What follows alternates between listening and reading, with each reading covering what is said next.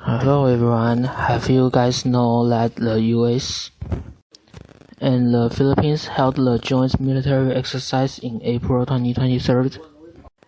And China felt offended with this exercise because it has the biggest scale and some different projects that they think this exercise is targeted China.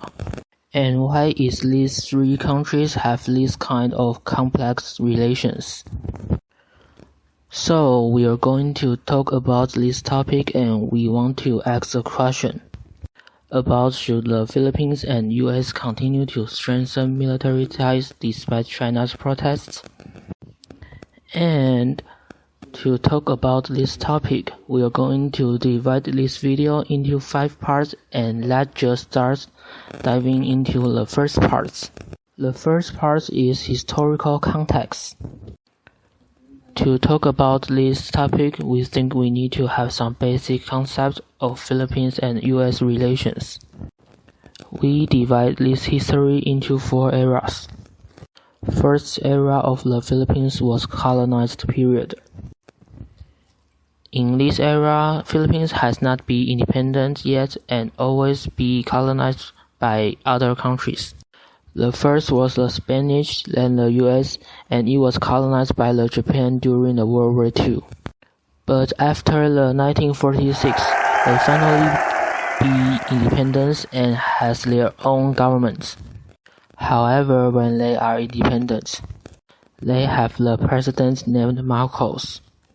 And Marcos was a dictator that declared martial law, and actually have a lot of scandals with his president's term.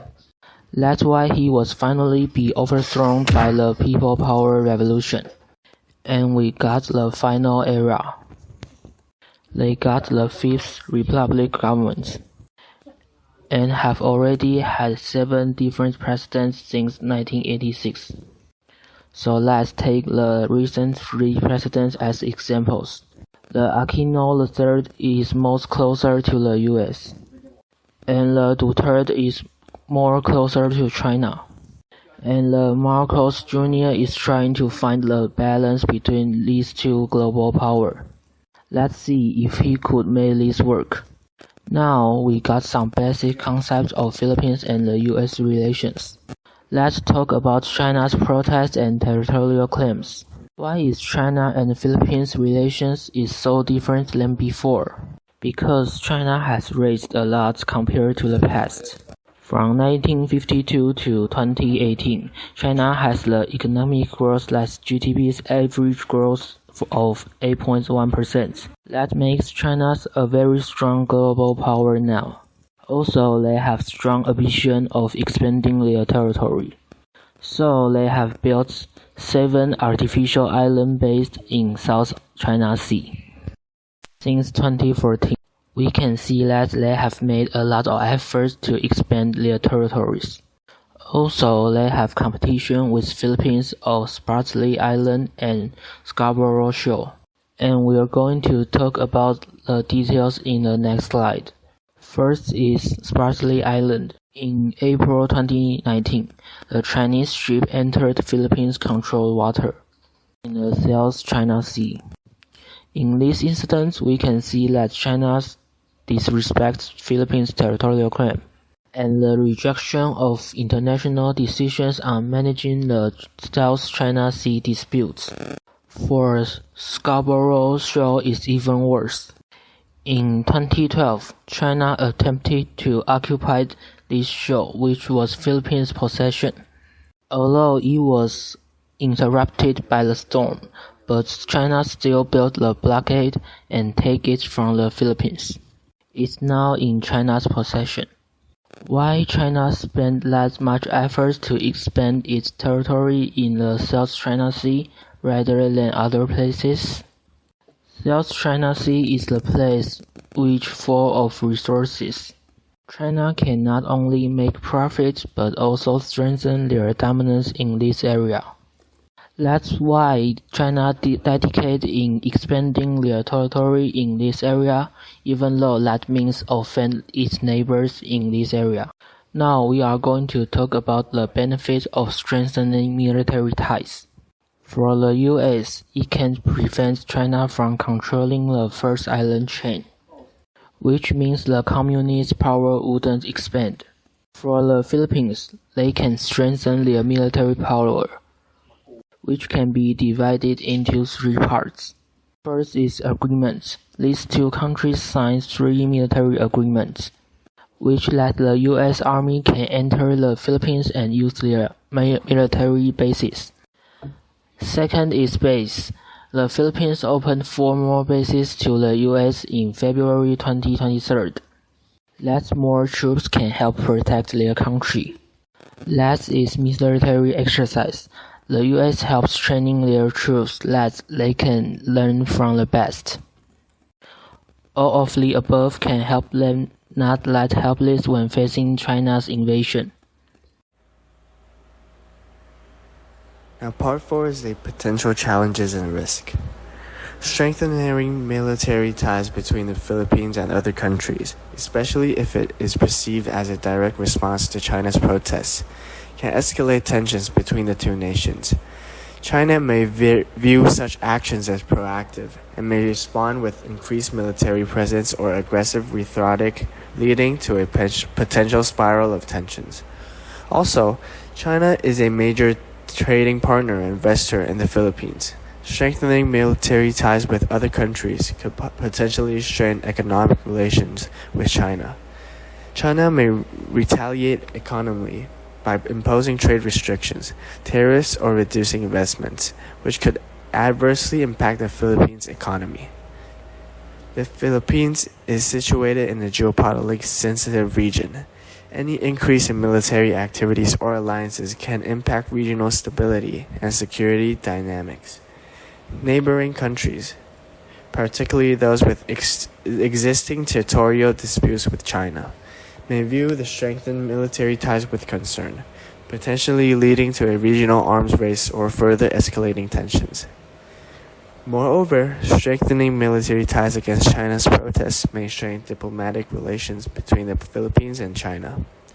It could lead to deterioration in bilateral cooperation or various issues, such as trade, infrastructure projects, or people-to-people exchanges.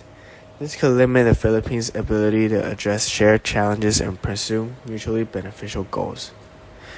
The Philippines can maintain open channels of communication with China to address concerns and explain the rationale behind strengthening military ties.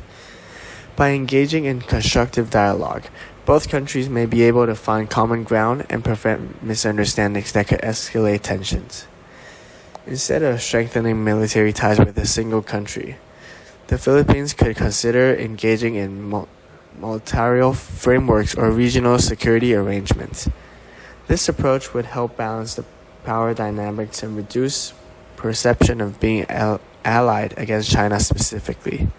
Regional forums like the Association of Southeast Asian Nations, also known as ASEAN, can provide avenues for dialogue and conflict resolution. The Philippines can focus on enhancing non-military aspects of its relationships with other countries.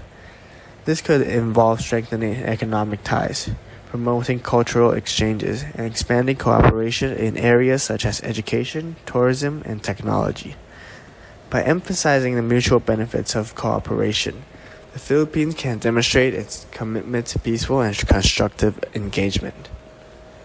Besides, the Philippines can assert its commitment to an independent foreign policy that prioritizes national interests and regional stability.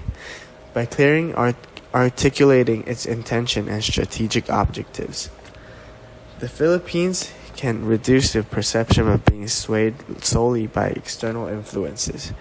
This can help maintain the country's credibility and autonomy in its decision-making process.